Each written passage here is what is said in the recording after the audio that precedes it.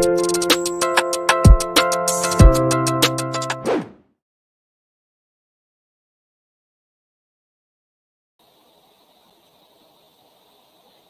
good evening, my dear learners. How are you? Happy Saturday! How's your weekend? Kumusta ang lahat? Kumusta ang inyong Sabado? Naging maaraw ba? Maulan? Kumusta sa lugar ninyo? Dito sa amin sa Bulacan, naging maulan, pero hindi naman ganun kalakasan. Thank you so much for waiting patiently. I know it's late night, pero sinamahan at sasamahan niyo pa rin ako, naghintay kayo.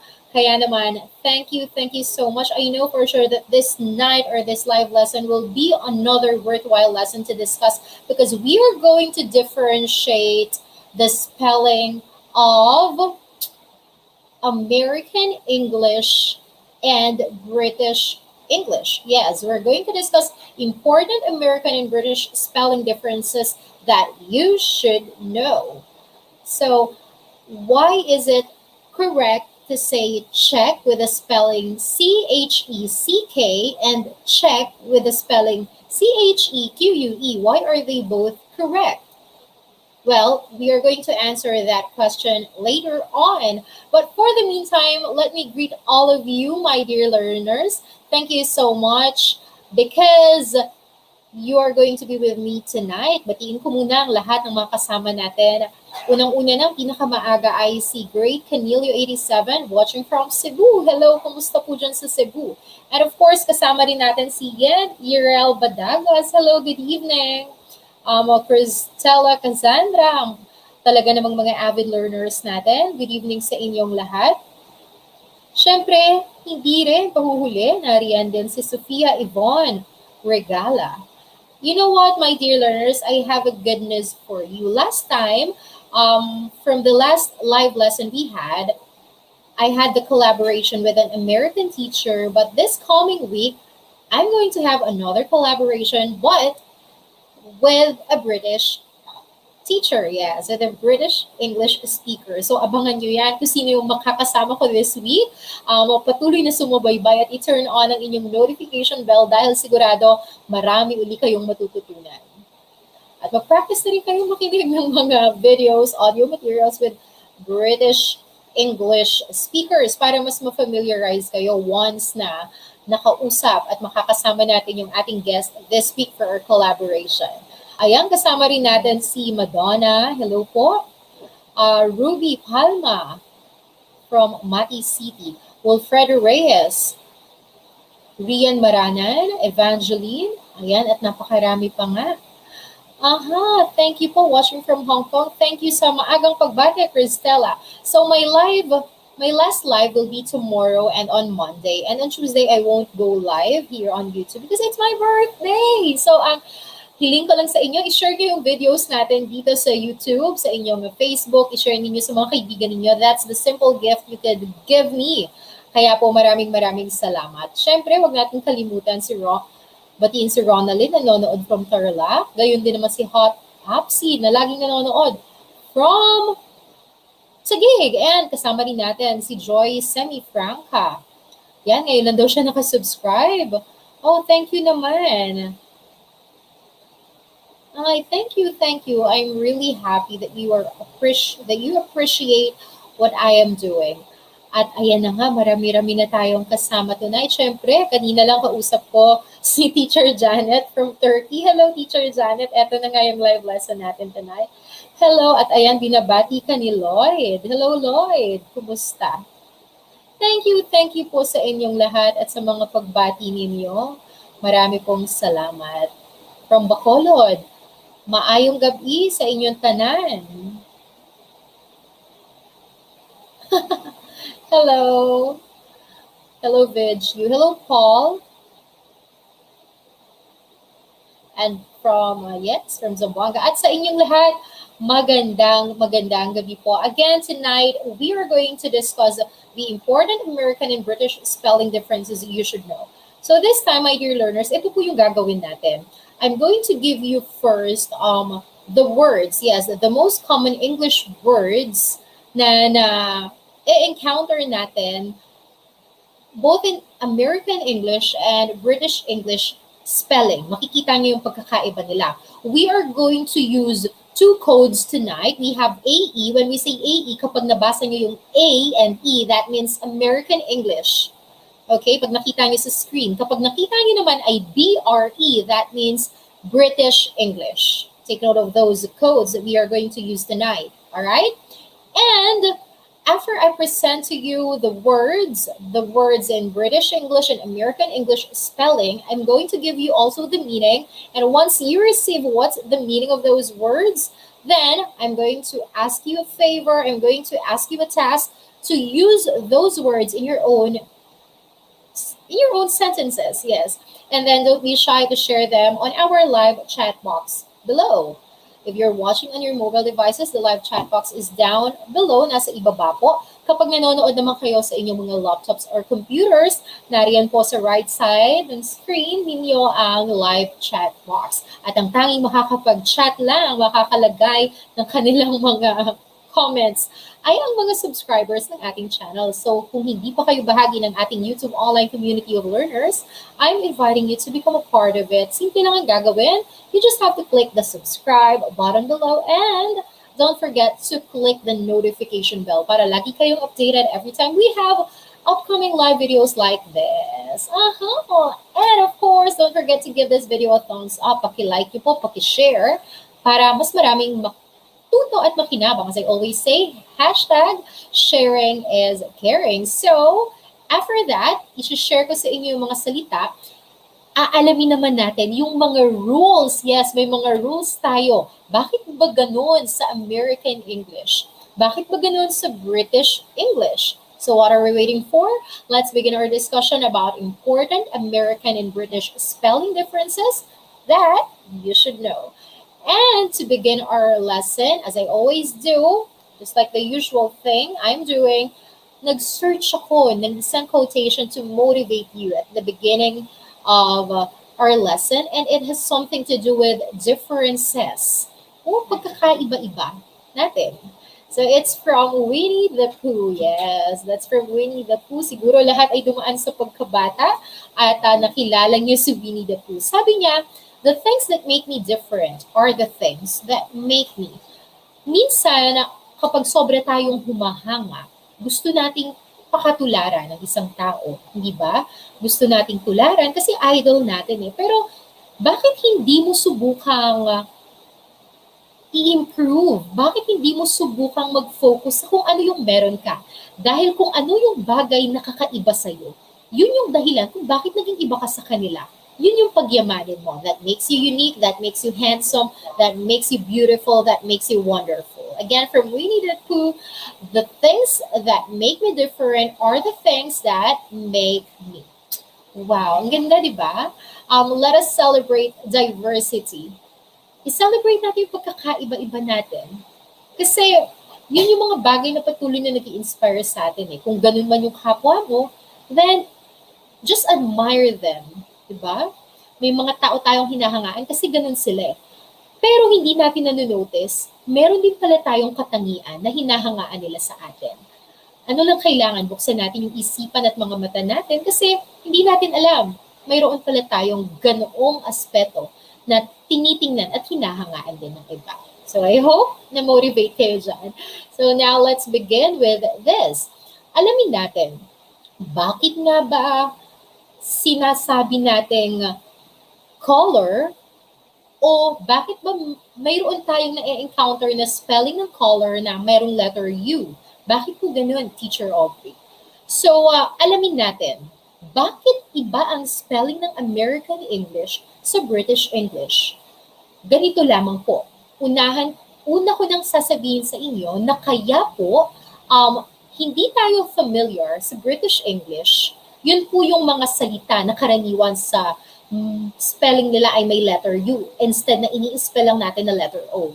They are both correct. Alright? Kaya lamang po hindi tayo familiar doon dahil tayong mga Pilipino, ang ginagamit natin ay, ang standard na ginagamit natin ay American English. Okay? American English po ang sinusundan natin. The spelling, even the pronunciation, we are more into the American English. And the rule of the thumb, my dear learners, is that the American English spelling tends to be simplified and pronunciation based. So, kung mapapansin niyo, mamaya may mga ibibigay akong salita in American English and British English spelling, mapapansin niyo, mas madaling i-spell ang American English kesa British English. Bakit po? Dahil ang American English, they prefer to spell English words in a simplified manner and pronunciation-based. Kumbaga sa ating mga Pilipino, kung anong bigkas, siyang sulat. Mamaya, mas mabibigyang linaw yan. Samantalang sa British English naman, ay sinusunod nila kung ano yung original spelling, kung paano nagsimulang mag-appear yung salita na yon sa kung saan nila hiniram. Alright? Ano po yun, Teacher Aubrey? Mamaya, mas ipapaliwanag ko. For example, the word check. Siguro nakita niyo sa thumbnail ng video na to. We have the word check, which is spelled as C-H-E-Q-U-E. That is for British. Pero baka basahin natin ilang mga Filipinos na cheque. Kasi Q-U-E di ba? That's in Filipino. Cheque. Cheque yung tawag natin. While in English, that is being spelled as C-H-E-C-E. Pareho po silang tama. Alright? And karamihan kasi sa mga writers, exchange students, businessmen, businesswomen, kailangang maging aware sa differences ng spelling rules na ito. Lalo na kapag nakikipag-usap sila sa isang American or British man para makapag-adapt kayo. Okay? Para maka-adjust kayo na kung ang kaharap ninyo, kung ang kausap ninyo sa email ay Americans, well, gagamitin nyo is yung American spelling. Pero kung kayo naman ay nakikipagtalastasan, you are communicating online, you're a businessman, businesswoman, or exchange student, nag-aaral kayo sa ibang bansa, kailangan aware kayo sa sinusunod na standard spelling kung American ba or English. Bakit po? Para maiwasan ng pagkalito, para maiwasan ng confusion. Okay? And also, lends that touch of professionalism that marks a true global citizen. At masasabi natin, mas maalam ka pagdating sa paggamit ng language. Kapag alam mo yung difference nila. Ngayon, ibibigay ko sa inyo yung mga pagkakaiba ng spelling together with their definition. Let's begin with the word. All right. For American English, the word airplane, we are more into using the American English. Kaya baka magtaka kayo yung mga British English spelling na makikita nyo ay hindi kayo familiar o baka akalain nyo kapag nabasa nyo sila sa kung saan nyo man mababasa. Baka sabihin nyo, Teacher Aubrey, mali itong spelling na to. No, they are not wrong. We are not just used to that because we are using the standard. Here in the Philippines, ang tinutularan natin ay ang American English. Alright? Yun po yung sinusunod natin. Pero hindi po mali yung spelling ng British English. So the first one we have is airplane. Yes, airplane. For the British English, it is spelled with letter O after letter R. So it is aeroplane. Ganyan po yung spelling sa British. And take note, pumunta kayo sa Google. Yes, sa Google. Pumunta kayo sa Cambridge Dictionary. Yes. Anong site yon? cambridgedictionary.cambridge.org para po makita ninyo. Doon kasi sa Cambridge Dictionary online, makikita ninyo yung pronunciation sa British English versus American English. That's the advantage of using Cambridge Dictionary. Since Cambridge is British.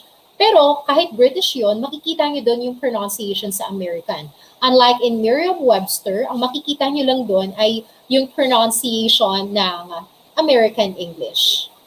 Alright? Take note of that. And, ano pa po, my dear learners, take note, kapag po kasi makikinig kayo ng British speakers, movies na British yung English na ginagamit, kung mapapansin niyo, medyo mas mahirap silang pakinggan. Dahil usually, yes, it's not just usually, pero ganun kasi yung paraan nila. Yun yung accent, yun yung tuwang nila. That's the way they pronounce words. Medyo mas malabo silang pakinggan kumpara sa mga American English speakers. Just like our previous guest on the live, si Miss Camille Hanson, she's an American speaker. Ang mapapansin kasi natin sa American English, masyadong malinaw yung vowels nila. When they say it's really a. When they say e, it's really e. Their vowels are very clear, clearly pronounced. Talagang parang maarte kung pakikinggan. While for British English, kung pakikinggan nyo sila, para kayong nakikinig ng movie ni Harry Potter. Usually, nawawala yung R nila. Kaya po, I suggest na pumunta kayo sa dictionary.cambridge.org para mapakinggan nyo. Pindutin nyo dun yung parang volume na icon and then mapapakinggan nyo yung pronunciation ng British. Mapapansin ninyo yung mga salita na may letter R. For example, center, the word center. For Americans, they usually pronounce that as center. Malinaw yung R. But for the British, they pronounce that as cento. Cento. Nawawala po yung letter R. Alright? But makinig kayo ng audio materials ng American English and British English para po ma-differentiate ninyo.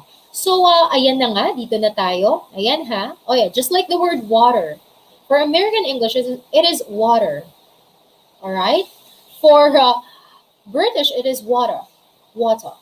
Parang nawawala yung letter R, pero yun lang talaga yung paraan nila. So again, we have the first one, which is airplane for American without O. For British, we have airplane pa rin, pero merong O. It is a vehicle designed for air travel that has wings and one or more engines. Or in Filipino, it's as simple as aeroplano. Now, use this word airplane in a sentence. Pakilagay po sa ating live chat box para mabasa rin ng ating YouTube online community of learners tonight. Now, let's move on to the second one, which is annex. For American English, it is A-N-N-E-X, annex. But for the British English, it is annex with letter E in the ending. Again, American English annex, nandyan, nasa screen ninyo. Annex for British, may E sa hulihan. And when we say annex, it means an extra building added to a larger building. Or parang extension. Alright? Annex. Alright. Next, let's move on to the third one, which is, for American English, it is center. Letter C-E-N-T-E-R. But for the British English, it is center pa rin ang pronunciation, or center, nawala yung R, pero may E sa hulihan, pinagpalit yung ER, naging RE. Pansinin niyo yung spelling na yan, ha? Sa ER sa American English at RE sa British English.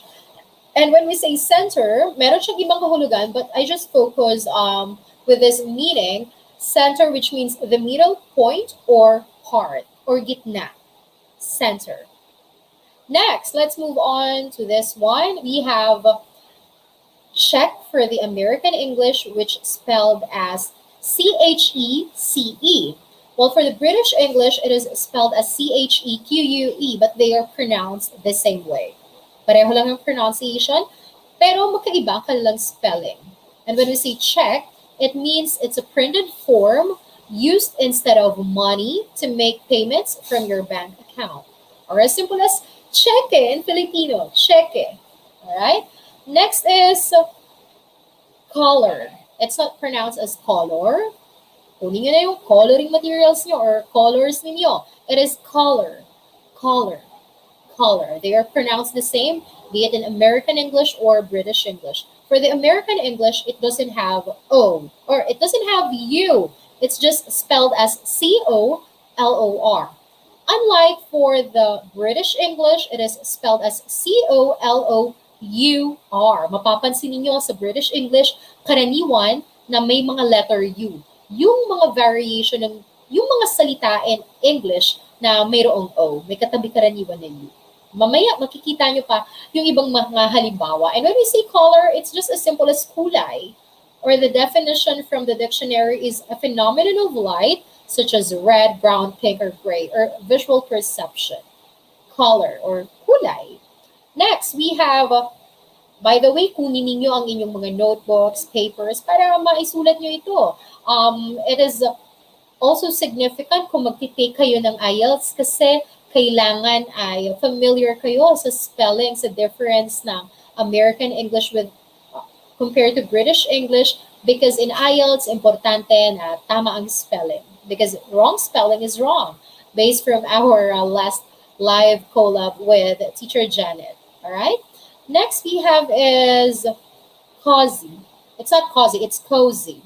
Say it, cozy. Cozy.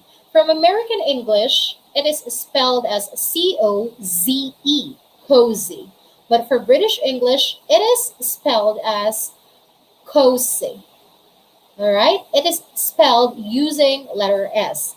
At yan pa yung mapapansin ninyo. Sa American English, we have usually letter Z ang ginagamit. Pero kapag naman British, letter S. Malalaman ninyo bakit ganon sa mga rules natin mamaya. So when we say cozy, it means a comfortable and pleasant, especially of a building because of being small and warm. Ayan. Kapag sabi natin cozy, it means comfortable. Ginagamit siya karaniwan sa pakiramdam natin sa isang kwarto. When we say cozy room, it means a comfortable room. Alright? Now, try to use those words na natalakay natin sa inyong mga pangungusap.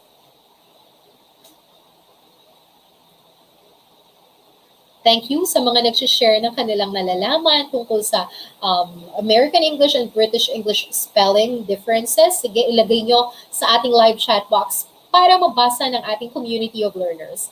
Another example is this one. We have the word, for American English, we have curb. Curb. For the British English, we have curb.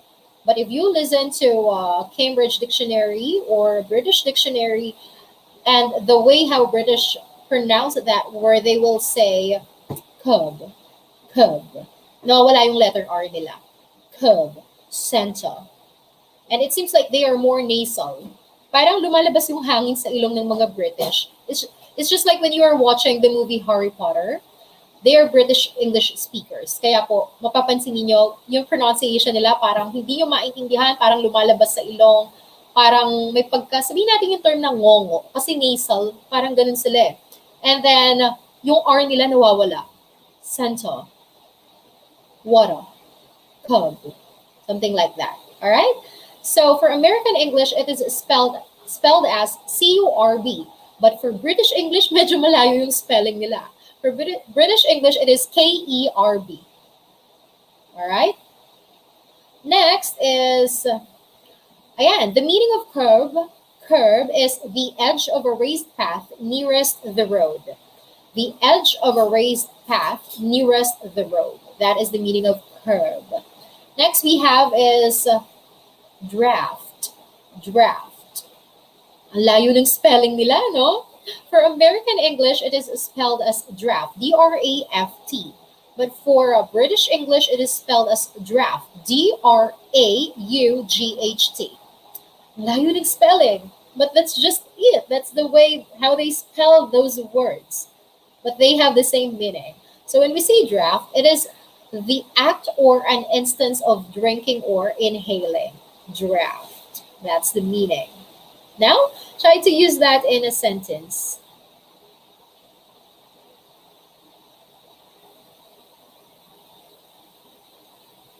Next, let's proceed to the next one. We have the word gray. For American English, they spell the word gray as G-R-A-Y. At yan yung nakasanayan nating spelling ng kulay na gray. But for British English, instead of A, they are using E. Gray. All right? And it means of the color that is a mixture of black and white, the color of rain clouds. Diba? Yun yung kulay ng ulap kapag uulan na. Gray siya, parang habo yung kulay. Pinaghalong puti at itim. All right? Next, we have the word jail. Ayan, ang layo ng spelling nila. Sa American English, it is spelled as Jail. Baka kaya kapag na-meet natin yung spelling ng British English na jail, pero pareho lang ang pronunciation nila. Or in Filipino, jail is kulungan. Kapag na-meet or na-encounter natin yung word na jail sa British English, which spelled as Gaol. Wait, someone's calling mama. Wait. Wait.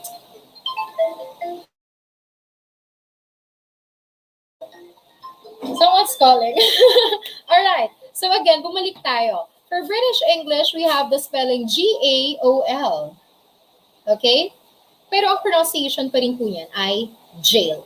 Pero kung i-imagine natin mga Filipino learners, di ba? Parang, paano yan naging jail? Pero yun lang talaga yung spelling nila ng word na yun. And for English, anong mapapansin ninyo? Sa American English, mas madaling i-spell. Kasi parang kung ano yung pagkakabigkas, siya rin ang sulat. Yun kasi yung rule sa American English eh. They are more into the easier spelling. Ano po? Yun yung naging pagkakaiba nila. And when we say jail, it is a place of confinement for persons held in lawful custody or as simple as kulungan. Next, we have the word, this one. How do you pronounce that word? For American English, it is spelled as Licorise. Ang layo ng spelling niya sa British English, which spelled as Liquorice. But they are both pronounced as licorice. Everybody say licorice. Licorice. That is not pronounced as licorice, licorice. That's not pronounced that way. That is pronounced again as licorice. Again, licorice. And when we say licorice, it means the dried root of a European leguminous plant. Ayan na nga.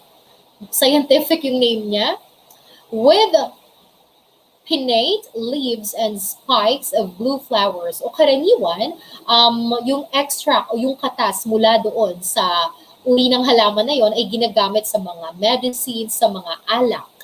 Kaya siya tinawag na, kaya doon nagmula rin yung salitang liquor o alak. Ano po? Dahil karaniwan, nagmumula sila doon sa licorice or a type of European plant. Alright? Take note of that. Tandaan niyo yung spelling ha, medyo magkalayo masyado yung spelling nila. We have for American English, that spelling, licorice. For British, licorice. But they have the same pronunciation. Now let's move on to the next. The next one is for American English, anong mapapansin natin? Madali siyang i-spell. Madaling i-spell. Maneuver. Alright? But for the British English, anong mapapansin niyo? Bakit meron pang letter O? But they have the same pronunciation. They are pronounced as maneuver. Everybody say maneuver. Maneuver. Pero kapag maririnig niyo ang mga British English speakers na ipo-pronounce yung salitang yan, nawawala ang R. They will say maneuver. Maneuver. Right? Take note of that. Ang mapapansin niyo, yung spelling ng American English after N is EU na lang. EU, maneuver. Almost silent E, maneuver. Pero kapag British, meron pang letter O bago yung letter E and U after ng letter N. But they mean the same, they are pronounced the same, which is maneuver. And the meaning is a movement or set of movements needing skill and care. Kaya nga dito sa Philippines, di ba? Dito sa Philippines, meron tayong grupo ng mga dancers na ang tawag ay maneuvers. So the maneuvers. Because when we say maneuver, it has something to do with set of movements, especially needing skill and care, gaya ng pagsasayaw. Alright? Yun po yun. Next, we have the word mold. Mold. They are pronounced the same, mold. For American English, ito yung kinasanayan natin, M-O-L-D. But for British English, it is mold with letter U. Kahalintulad din ng word na color, meron ding letter U. Gayon din naman sa salitang mold. And what does mold mean? It has different meanings, no? Pwedeng tumutukoy siya sa hugis, pwedeng maging verb siya o yung act of molding. Alright? Iba-iba. O kaya naman yung mold na substance or in Filipino, yung amag. Amag ang tawag dyan sa Filipino. Eh. So they are the definition, flash on the screen. It can mean a cavity in which a substance is shaped. Alright? Next, it can mean a matrix for casting metal, or it is a form in which food is given decorative shape. Iba-iba. Karamihan naman sa mga salita, iba-ibang kahulugan, depende sa gamit sa pangungusap. Pwede siyang noun, pwede siyang adjective, pwede siyang verb. So that's the meaning of mold, and take note of the spelling. Next word is, wait, tan-tanan. For American English, ito yung kinasanayan nating spelling rin, which is P-L-O-W. How do you pronounce that word? And for British English, we have the spelling P-L-O-U-G-H, which is a little more difficult than the American English version of spelling. So for the pronunciation, they are pronounced the same. Parehong pronunciation nila, American or British man, pero magkaiba yung spelling. The pronunciation for that word is plow. Everybody say plow, plow. And when we say plow, it is a large farming tool with blades that digs the soil in fields so that seeds can be planted. So when we say plow, in Filipino, that is araro, yung ginagamit para mabungkal ang lupa ng mga magsasaka. Yung hinihila ng kalabaw kapag pinangsasaka sa farm. Alright, so that's the plow. Next, let's proceed to this word spelled. Again, we have the word spelled. They are pronounced the same. For American English, ganyan po ang spelling. For British English, S-P-E-L-T. But they are pronounced the same, which is spelt. Spelt. Alright? And when we say spelt, it means a type of grain that was an important source of food in ancient times. So that's the meaning of spelt. Spelt. Next, we have the word smolder. Smolder. Alright? We have the word smolder. For the American English, wala siyang letter U. Alright?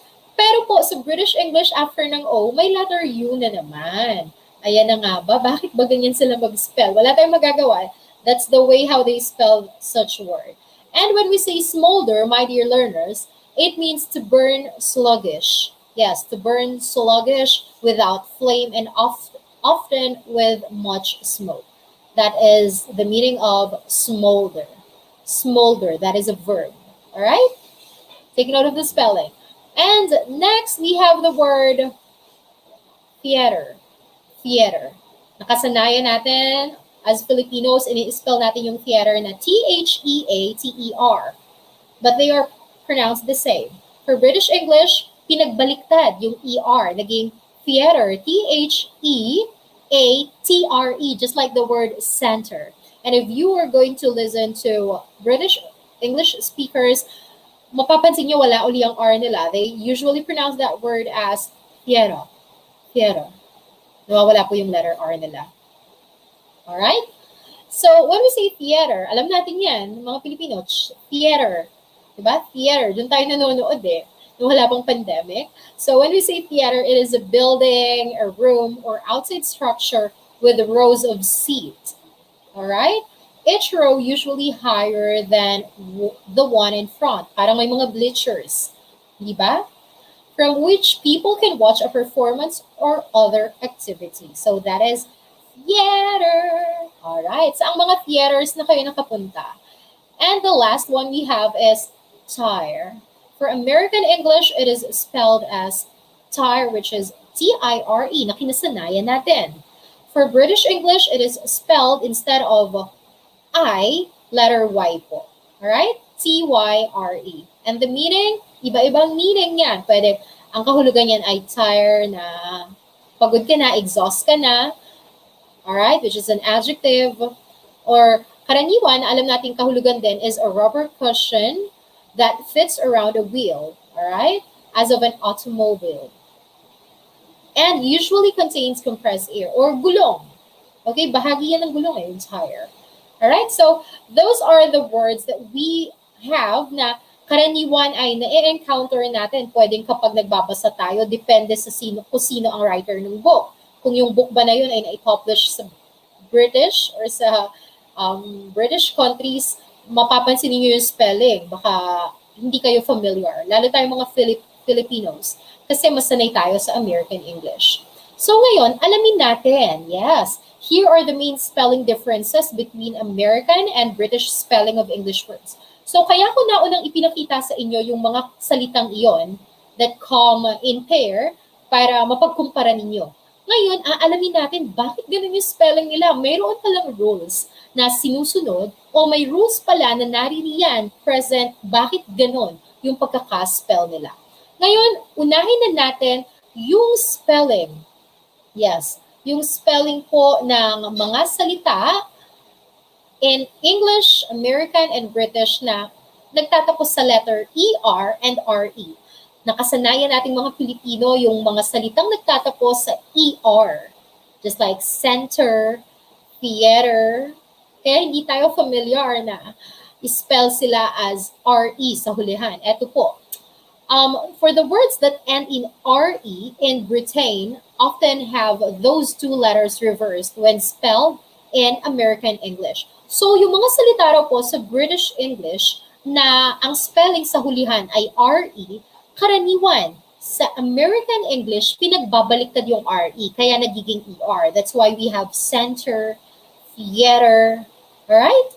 So what are the examples? Ito nga po yung mga halimbawa. We have, for the British English, center, fiber, litter, theater. Those are the spellings.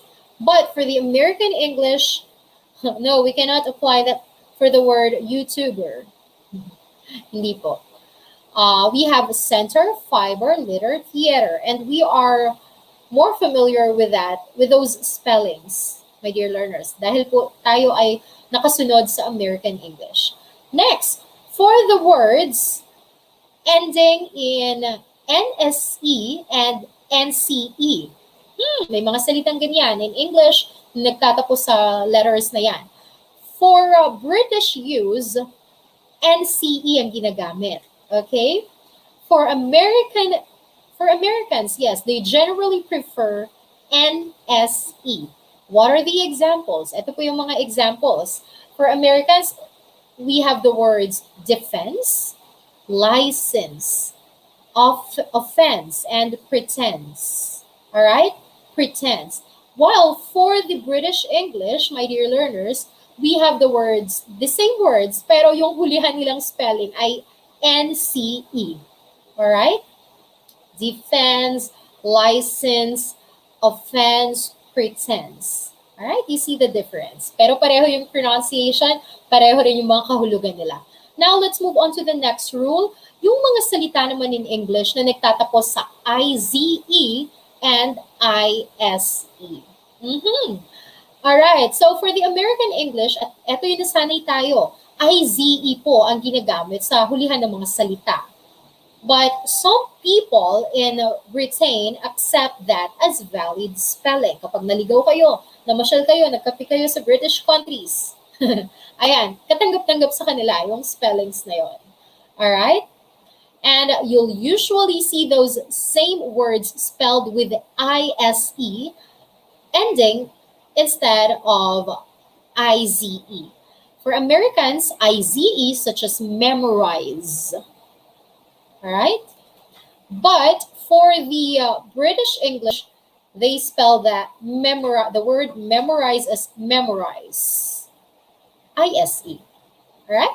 So here are the examples. We have, for the British English, apologize, organize, recognize. For American, we have apologize, organize, recognize.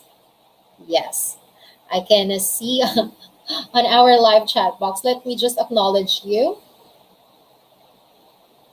Yes. Thank you for sharing your thoughts, your ideas.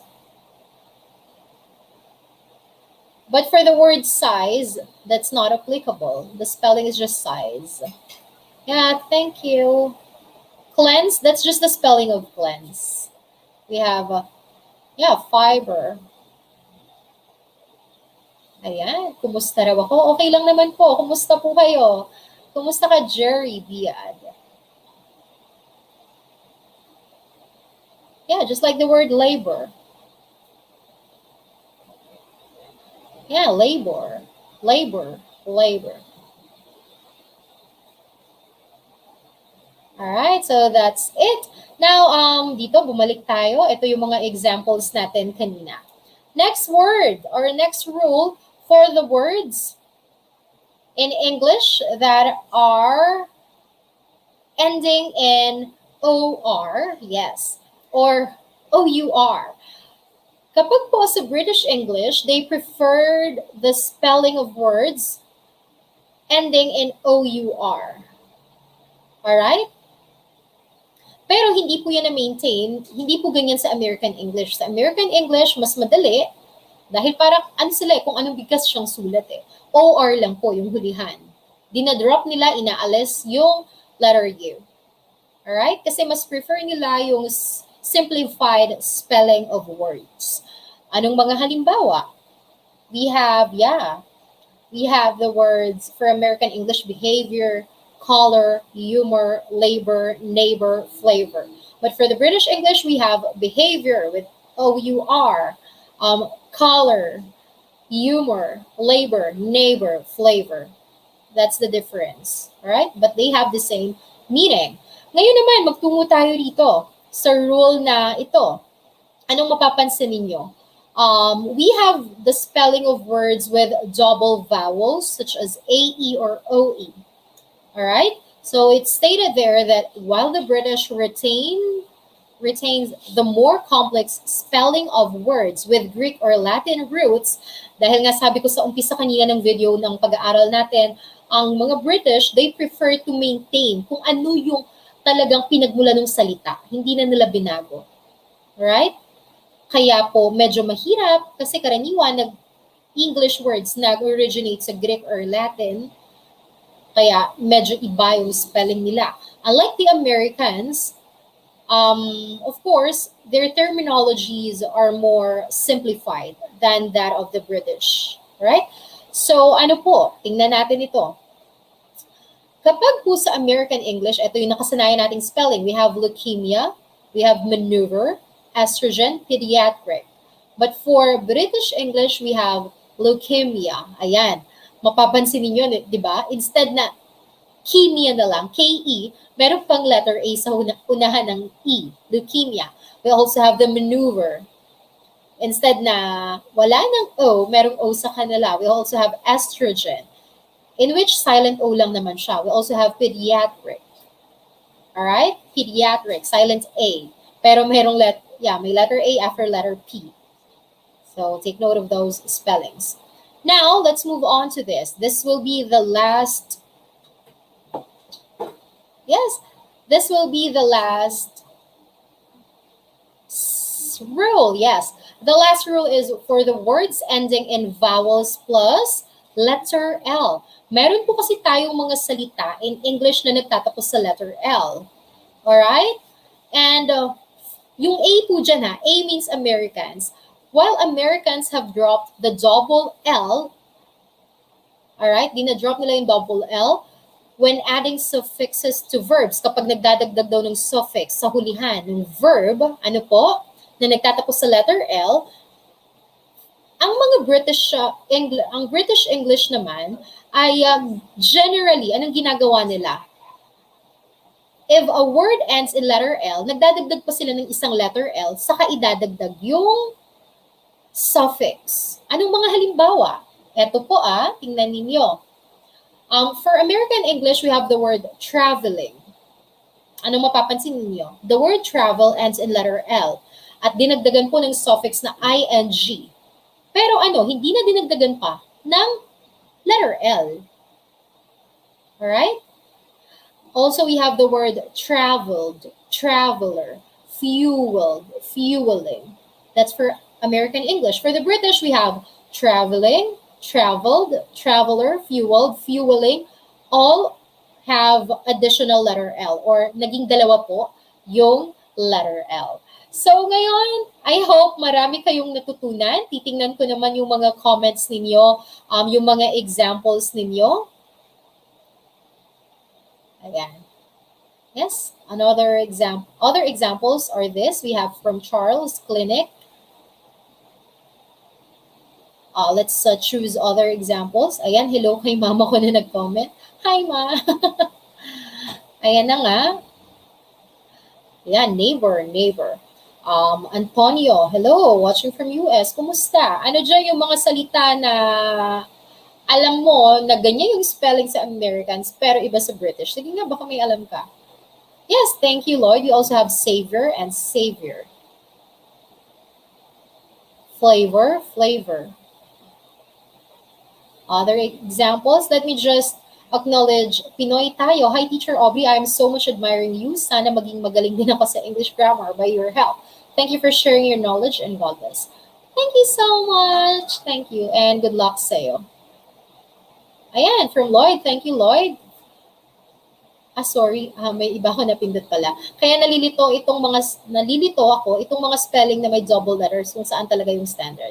Yes, pero tayong Filipinos, ang sinusunod kasi natin ay American English. Next, ito yung kay Lloyd. I appreciate you if you are sharing sensible examples. Salamat, Lloyd. For American English schedule, for British English, ang term nila is timetable. Yes, thank you.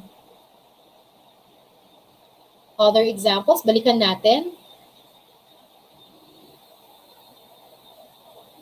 Eto, ginamit ni Yen Urel yung word na jail of British English in his example sentence. He said he got 5 or 7 years in jail. Thank you. Another is from Cristela Cassandra. Please minimize for American English letter Z or minimize letter S for British. Please minimize the volume of your music. Another example. Ayan, thank you po. Hello sa inyo.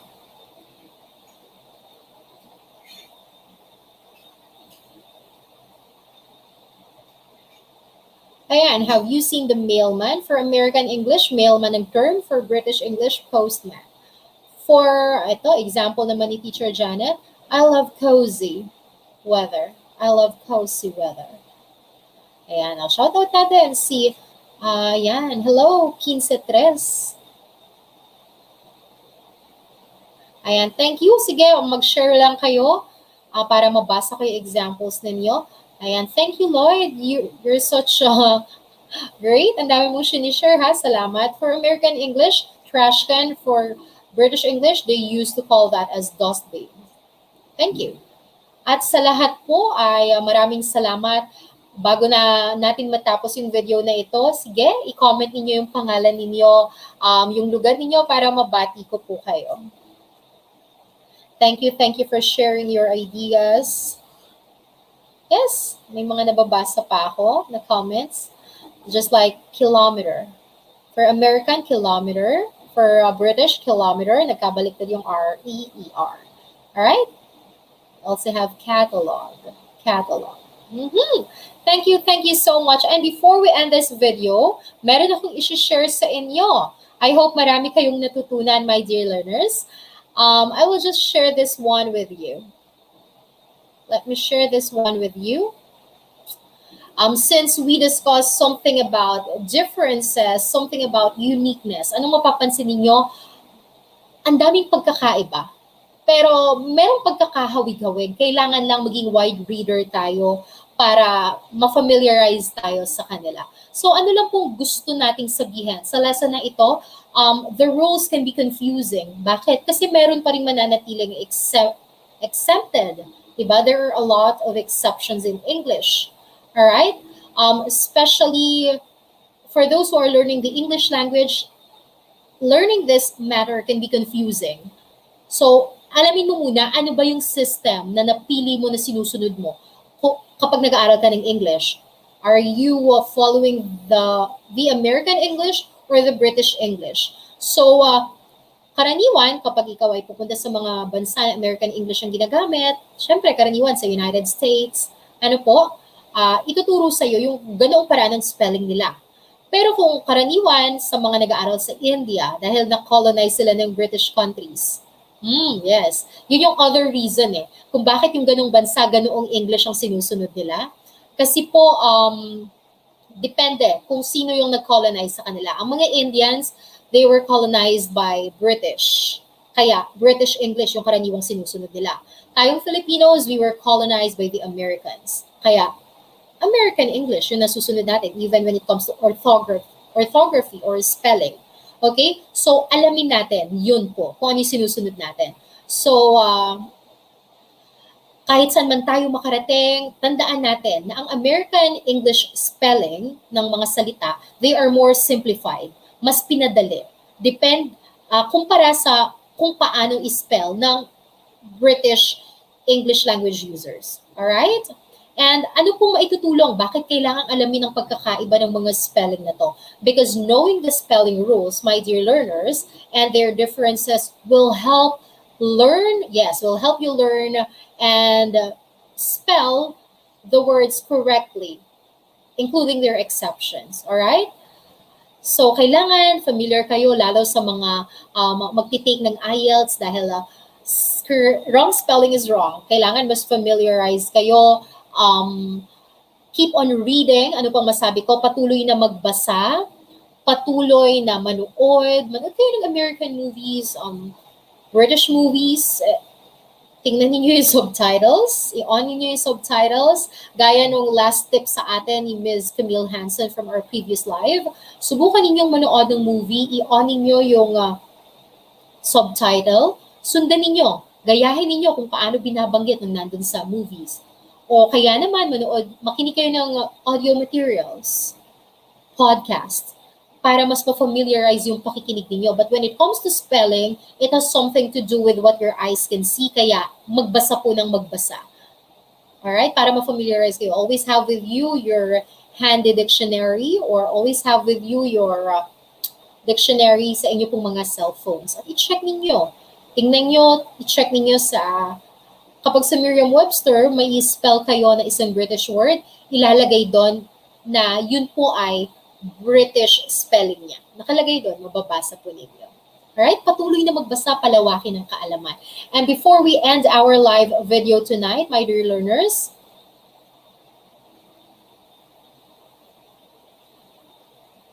ay gusto kong i-motivate pa rin kayo with this one. It's from Maya Angelou. She's a writer. Sabi niya, if you are always trying to be normal, you will never know how amazing you can be. It's almost the same with what Winnie the Pooh said. Ano yung sabi ni Winnie the Pooh? That the things that make me different are the things that make me. Yeah, we have to honor our differences. We have to honor our uniqueness. We're all unique. We're all created unique. May mga bagay na kaya kang gawin na hindi kayang gawin ng iba. May kayang gawin ng iba na hindi mo kayang gawin. Pero anong kagandahan doon? Merong bagay na tanging ikaw lang ang kayang makagawa. Alright? Hindi natin kailangan laging sumunod sa kung ano yung trend, sa kung ano yung nakasanayan ng marami. Kung ganun ka, then, pagyamanin mo yun. Ano? Kung ganun ka, then, accept the fact that you're beautiful enough to be yourself. At hindi mo marirealize kung gaano ka nakakamangha kung hindi mo pagyayamanin yung mga bagay na mayroon ka sa sarili mo. Again, from Maya Angelou, if you are trying always to be normal, you will never know how amazing you are. And with that, my dear learners, I hope na na-move ko kayo, na-motivate ko kayo at marami kayong natutunan from our lesson tonight about the important rules to remember and differences about the spelling of American and British English words. And with that, don't forget again to give this video a thumbs up. Yes, like this video, share it with your friends, share it on your social media accounts, put the hashtag Learn English with Teacher Aubrey because hashtag sharing is caring. All right, and also support my second channel, Aubrey and Family Lifestyle TV, and my Kuya's channel, 1P Moto Vlog. At maraming salamat sa inyo. We already have 389,000 subscribers. We're almost near to 400,000 subscribers. Thank you so much. Patuloy na lumalawak po ang ating pong community of learners. Maraming maraming salamat. Have a great night. Have a great weekend. Pero bukas po, magkikita-kita pa rin tayo for another exciting lesson. Abangan po ninyo. Have a good night, my dear learners. God bless you all. Always stay safe. Bye!